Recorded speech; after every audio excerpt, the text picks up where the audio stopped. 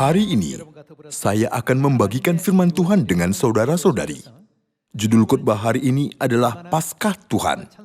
Melalui judul ini, mari kita meluangkan waktu untuk mengetahui seberapa berharganya Paskah yang adalah suatu kebenaran di dalam dunia malaikat.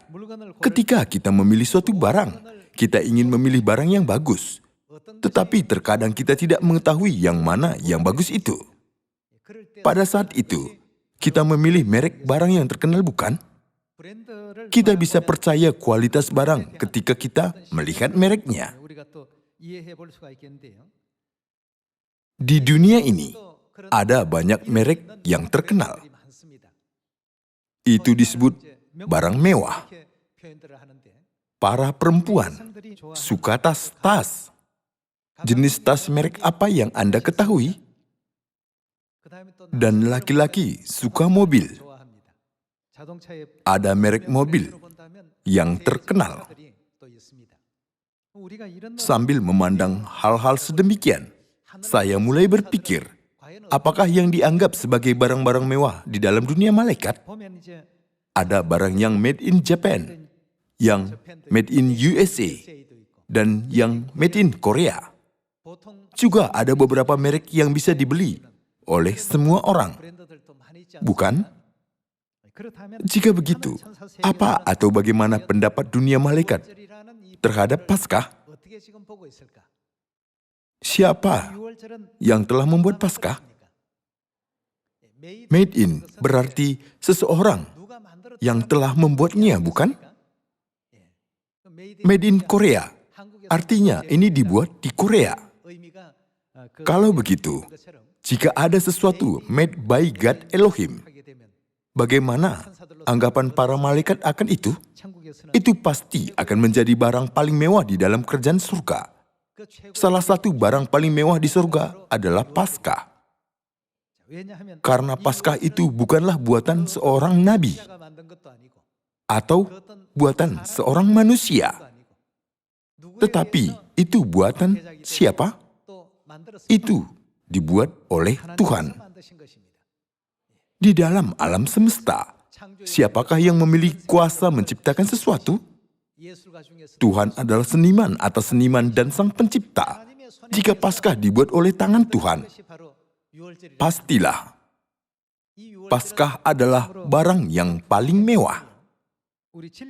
Dari sudut pandang kebenaran, Paskah merupakan kebenaran yang sama seperti permata yang bisa kita banggakan di mana saja di bumi ini.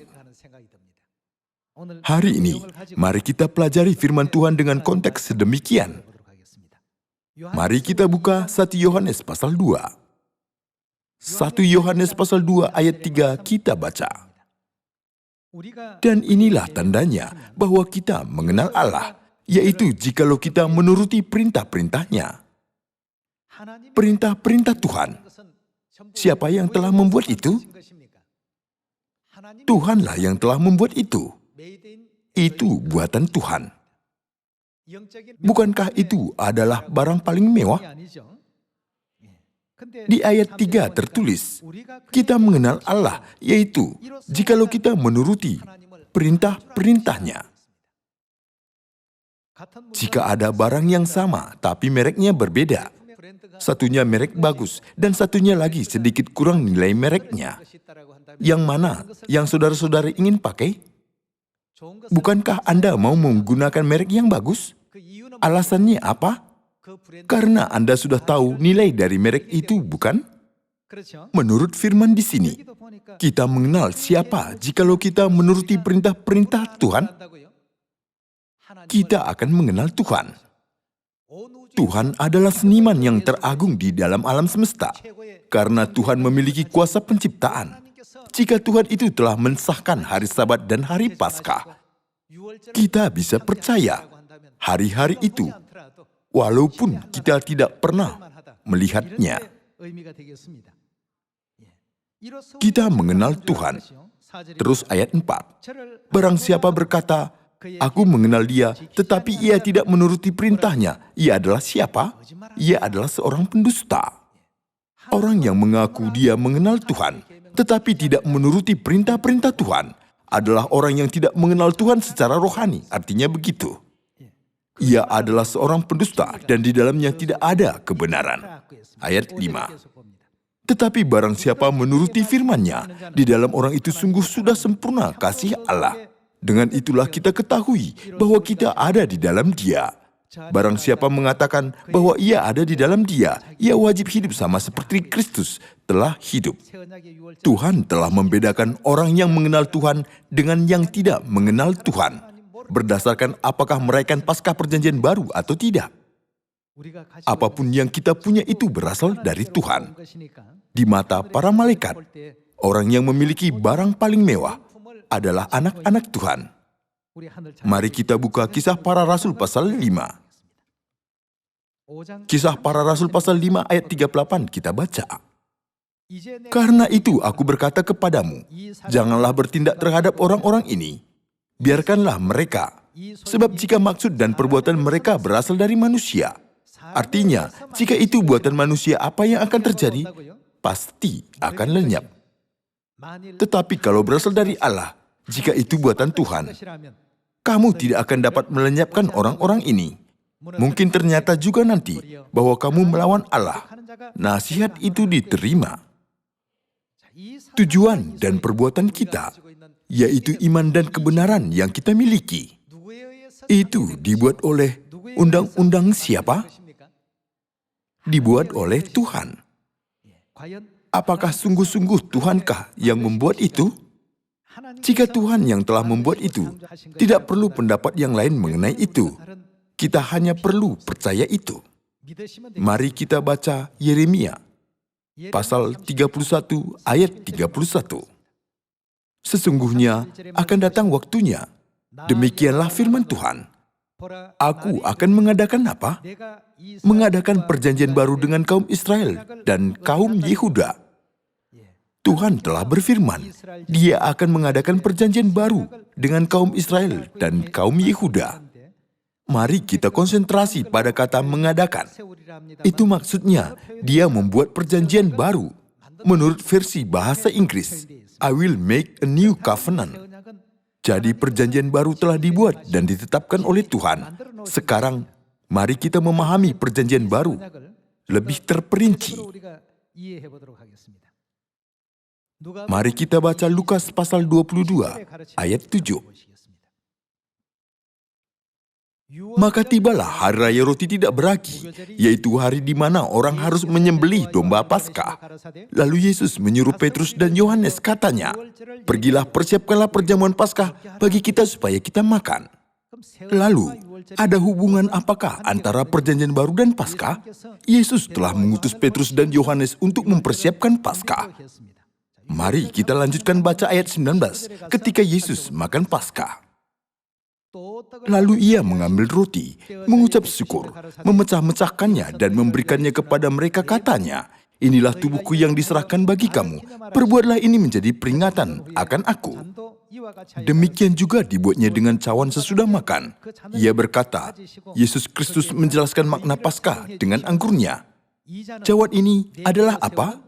Adalah perjanjian baru oleh darahku yang ditumpahkan bagi kamu.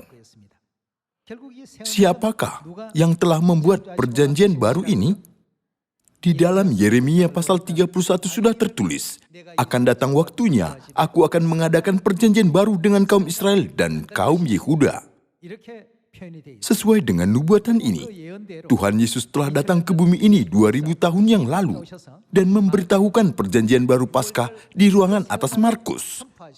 Tuhan telah memberitahukan perjanjian baru bagi semua umat manusia. Paskah telah ditetapkan oleh Tuhan. Kalau kita tidak tahu kebenaran dan Alkitab dengan benar, mungkin kita akan bingung siapa yang telah melakukan ini dan siapa yang telah membuat ini. Meskipun kita belum mengetahui segalanya sekarang, kelak kita pasti akan mengetahui kebenaran sepenuhnya. Tuhan Yesus telah memberitahukan Paskah kepada semua umat manusia. Paskah adalah kebenaran yang diadakan oleh Tuhan. Tetapi banyak orang tidak tahu tentang Paskah dengan benar sekarang ini. Itu dikarenakan Mereka yang mengaku tahu Alkitab menutup pintu kerajaan surga dan menghalangi orang-orang yang ingin masuk ke dalamnya. Tetapi orang-orang yang mengenal Tuhan harus merayakan Paskah ini. Mari kita baca 1 Korintus pasal 5 ayat 7. 1 Korintus pasal 5 ayat 7. Buanglah ragi yang lama itu, supaya kamu menjadi adonan yang baru. Sebab kamu memang tidak beragi. Sebab anak domba Paskah kita juga telah disembelih, yaitu Kristus. Karena itu marilah kita berpesta, bukan dengan ragi yang lama, bukan pula dengan ragi keburukan dan kejahatan, tetapi dengan roti yang tidak beragi, yaitu kemurnian dan kebenaran. Di dalam Alkitab terjemahan baru tertulis, marilah kita berpesta. Tetapi di dalam Alkitab BSD tertulis, marilah kita merayakan Paskah. Sama seperti ini, bagi semua orang-orang yang kudus pada zaman gereja awal yang mengatakan, aku mengenal Tuhan, dan semua orang yang benar percaya kepada Tuhan, Paskah Perjanjian Baru adalah permata yang paling berharga yang dibuat oleh Tuhan demi keselamatan manusia. Marilah kita miliki kebanggaan dan kepujian akan kebenaran yang kita miliki ini. Ketika kita memberitakan Injil, beritakanlah kepada orang-orang, kami hanya memberitakan kebenaran mewah. Hal yang paling mewah di dalam dunia malaikat adalah apa yang sudah dibuat oleh Tuhan. Paskah telah dibuat oleh siapa? Tuhan yang telah membuatnya. Tuhan telah menaruh janjinya di dalam Paskah itu. Apa yang penting adalah janji Tuhan yang telah ditaruh di dalam Paskah itu. Janji apa yang ditaruh di dalam Paskah? Ada banyak janji di dalamnya. Janji hidup yang kekal, janji pengampunan dosa, janji kebinasaan dewa lain, dan janji luput dari malapetaka. Oleh sebab itu, Paskah adalah hari rayanya Tuhan yang sangat penting bagi kita. Sekarang, mari kita pelajari Paskah lebih terperinci lagi melalui 1 Korintus pasal 10. Mari kita baca ayat 15. Aku berbicara kepadamu sebagai orang-orang yang bijaksana. Pertimbangkanlah sendiri apa yang aku katakan. Bukankah cawan pengucapan syukur yang atasnya kita ucapkan syukur adalah persekutuan dengan darah Kristus? Bukankah roti yang kita pecah-pecahkan adalah persekutuan dengan tubuh Kristus? Artinya, cawan yang atasnya kita ucapkan syukur adalah persekutuan dengan darah Kristus. Roti yang kita pecah-pecahkan adalah persekutuan dengan tubuh Kristus. Cawan dan roti yang melaluinya kita mendapat bagian dalam darah dan tubuh Kristus itu adalah roti dan anggur Paskah yang terdapat di dalam Lukas pasal 22 ayat 20. Terus kita baca ayat 17. Karena roti adalah satu, maka kita sekalipun banyak adalah satu tubuh, karena kita semua mendapat bagian dalam roti yang satu itu. Kebenaran yang melaluinya kita bisa ikut serta di dalam tubuh Kristus dan darah Kristus adalah Paskah. Tuhan telah menjanjikan itu di dalam Paskah. Kita adalah kepunyaan siapa? Engkau ini kepunyaanku. Itu dikarenakan firman Tuhan di dalam Alkitab, aku tinggal di dalam kamu, kamu di dalam aku. Segala yang diciptakan oleh Tuhan adalah barang mewah. Jika hari Paskah dibuat oleh Tuhan, Paskah adalah barang mewah. Jika hari Sabat dibuat oleh Tuhan, hari Sabat adalah barang mewah. Itu adalah kebenaran yang paling mewah dan agung di dalam dunia malaikat. Jadi kita tidak bisa maju ke kerajaan surga jika kita menolaknya. Kita adalah siapa? Kita adalah imamat yang rajani di surga. Kita adalah anak-anak Tuhan, bukan? Tuhan adalah raja atas raja dan tuan atas tuan. Kita harus menyadari Tuhan telah menciptakan kita dan membiarkan kita melengkapi seluruh persenjataannya dengan kebenaran yang mewah.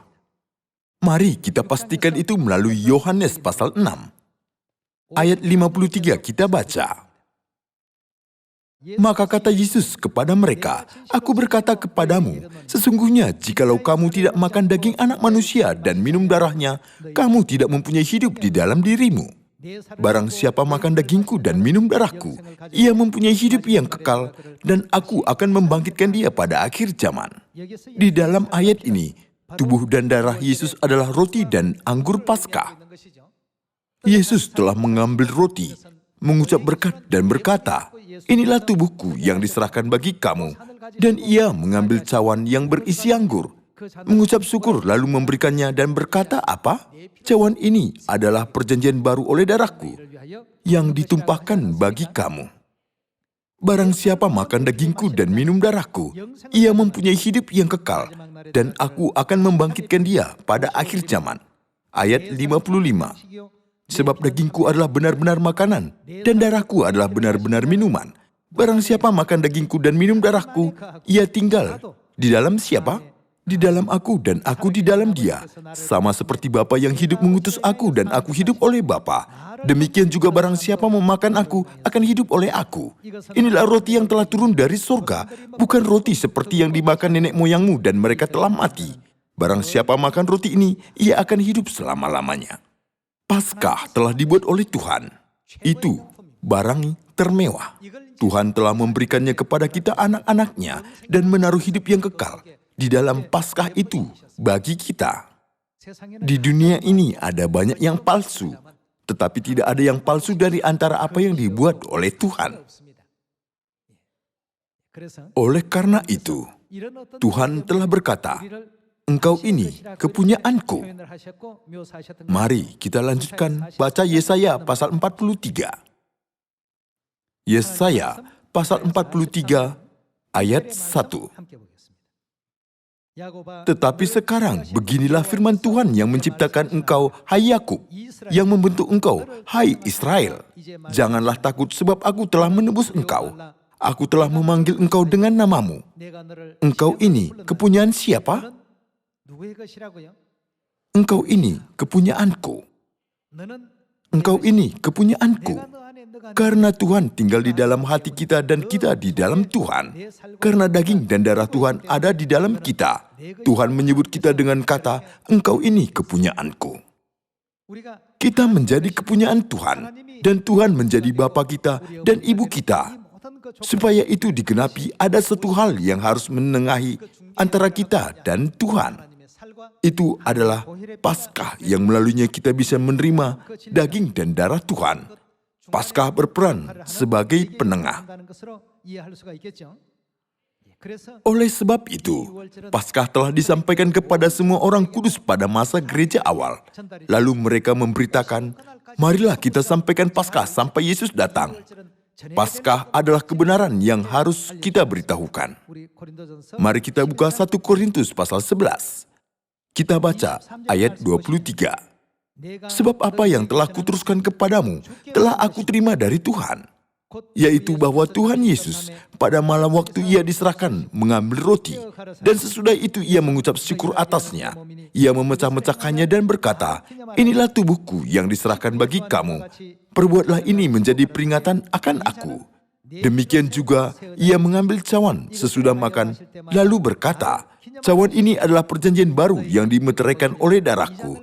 Perbuatlah ini setiap kali kamu meminumnya menjadi peringatan akan aku. Sebab setiap kali kamu makan roti ini dan minum cawan ini, kamu memberitakan kematian Tuhan sampai ia datang."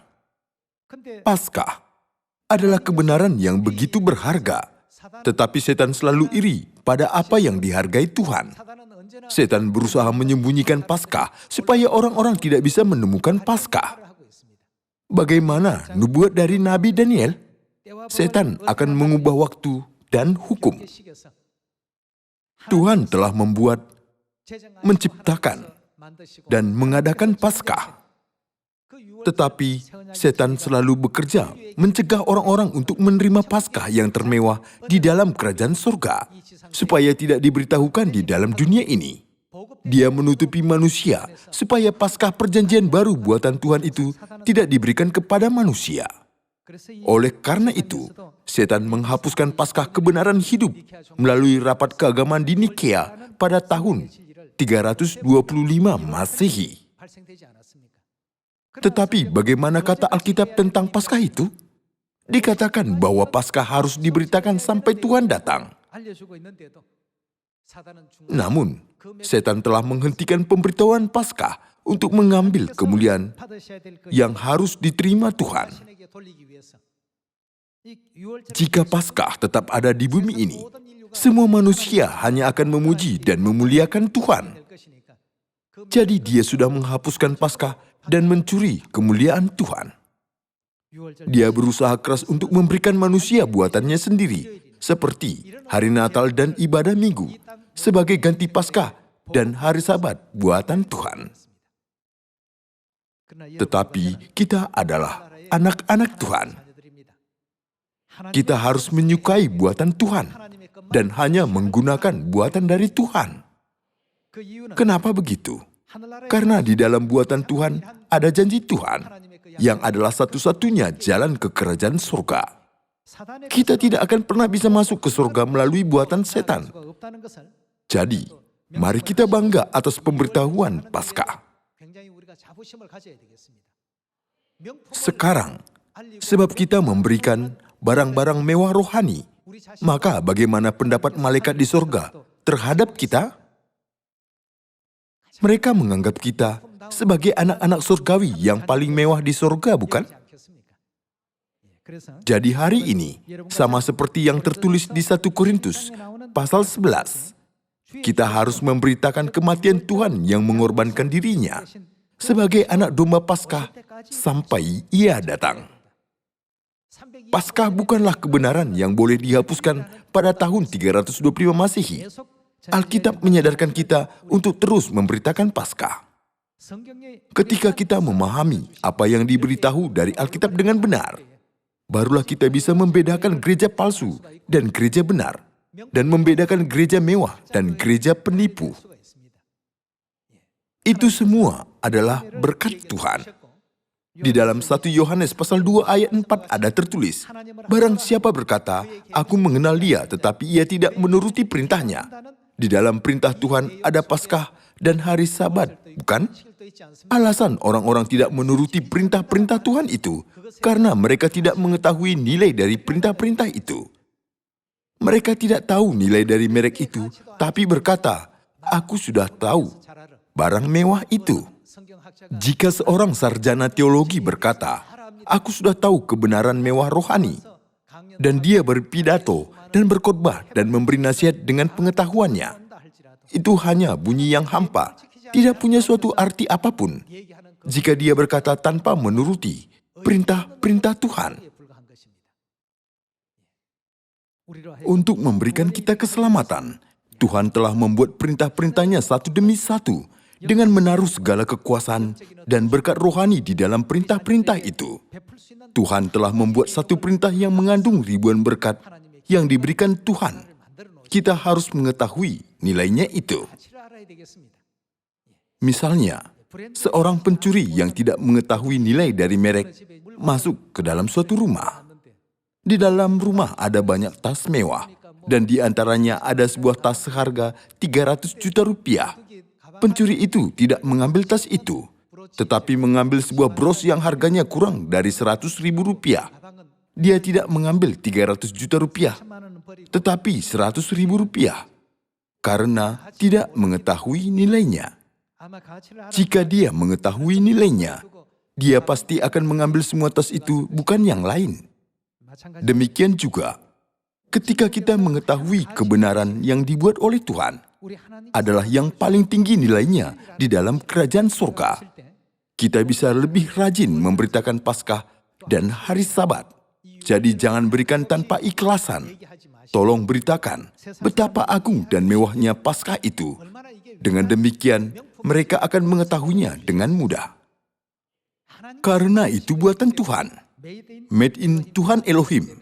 Jika kita melihatnya, kita tidak usah pikir lagi. Itu adalah barang termewah, kita boleh mengakuinya. Bukankah Paskah adalah barang mewah yang dibuat oleh Tuhan? Tidak ada pendapat lain tentang Paskah itu. Karena orang-orang Kristen tidak mengetahui nilainya, mereka tidak menuruti Paskah. Fakta bahwa mereka tidak menuruti Paskah adalah bukti bahwa mereka tidak mengetahui keagungan Tuhan. Kita harus mengetahui nilai kebenaran dan tinggal di dalam Tuhan. Jika begitu, kenapa Yesus telah berkata cawan Paskah yang berisi anggur adalah perjanjian baru oleh darahnya? Kenapa dia telah menaruh arti darahnya di dalam anggur Paskah? Mari kita cari tahu jawaban di Efesus pasal 1 ayat 7. Sebab di dalam Dia dan oleh apa? Dan oleh darahnya kita beroleh apa? Kita beroleh penebusan, yaitu pengampunan dosa, menurut kekayaan kasih karunia-Nya yang dilimpahkannya kepada kita dalam segala hikmat dan pengertian. Sebab Ia telah menyatakan rahasia kehendak-Nya kepada kita. Oleh darah Yesus, kita beroleh penebusan, yaitu pengampunan dosa. Tuhan telah mengadakan kebenaran Paskah dengan cara demikian. Ketika Tuhan mengadakan kebenaran Paskah, Dia telah menaruh arti darahnya di dalam anggur itu. Itu untuk memberi keselamatan dan pengampunan dosa kepada kita. Hari-hari ini, ada orang yang menolak Paskah dan tidak merayakannya. Manusia sejenis apakah mereka itu? Mari kita cari tahu identitas mereka melalui Ulangan, pasal 13. Ulangan pasal 13 ayat 1. Apabila di tengah-tengahmu muncul seorang nabi atau seorang pemimpi, dan ia memberitahukan kepadamu suatu tanda atau mukjizat, dan apabila tanda atau mukjizat yang dikatakannya kepadamu itu terjadi, dan ia membujuk, mari kita mengikuti Allah lain yang tidak kau kenal, dan mari kita berbakti kepadanya, maka bagaimana? Maka janganlah engkau mendengarkan perkataan nabi atau pemimpi itu. Jangan mengikuti atau mendengarkan mereka, sebab Tuhan Allahmu mencoba kamu untuk mengetahui apakah kamu sungguh-sungguh mengasihi Tuhan Allahmu dengan segenap hatimu dan dengan segenap jiwamu.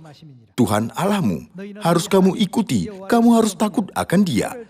Kamu harus berpegang pada perintahnya, suaranya harus kamu dengarkan, kepadanya harus kamu berbakti dan berpaut.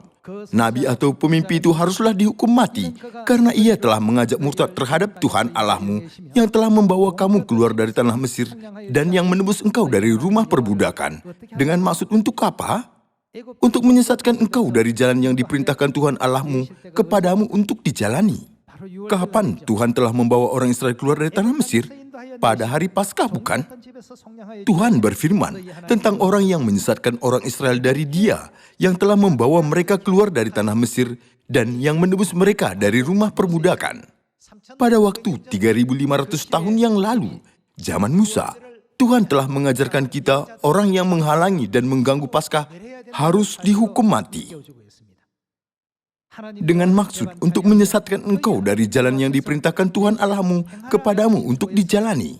Demikianlah harus kau hapuskan yang jahat itu dari tengah-tengahmu. Apa yang dikatakan Tuhan tentang orang yang tidak merayakan Paskah? Kata Tuhan, orang itu harus dilenyapkan dari antara umat Tuhan, bukan? Orang-orang di bumi ini tidak mengetahui kebenaran perjanjian baru, tetapi malaikat-malaikat di surga mengetahuinya. Jadi mereka ingin mengetahui kebenaran perjanjian baru yang kita miliki itu, bukan? Paskah perjanjian baru adalah kebenaran buatan Tuhan dengan darah dan daging kudusnya. Di antara kebenaran-kebenaran, Paskah itu termewah. Tuhan sungguh-sungguh berusaha untuk mengadakan Paskah. Jadi marilah kita beritahukan Paskah ini di Samaria dan sampai ke ujung bumi, supaya banyak orang bisa datang kepada pertobatan dan keselamatan. Dengan ini, saya menutup khotbah hari ini. Terima kasih.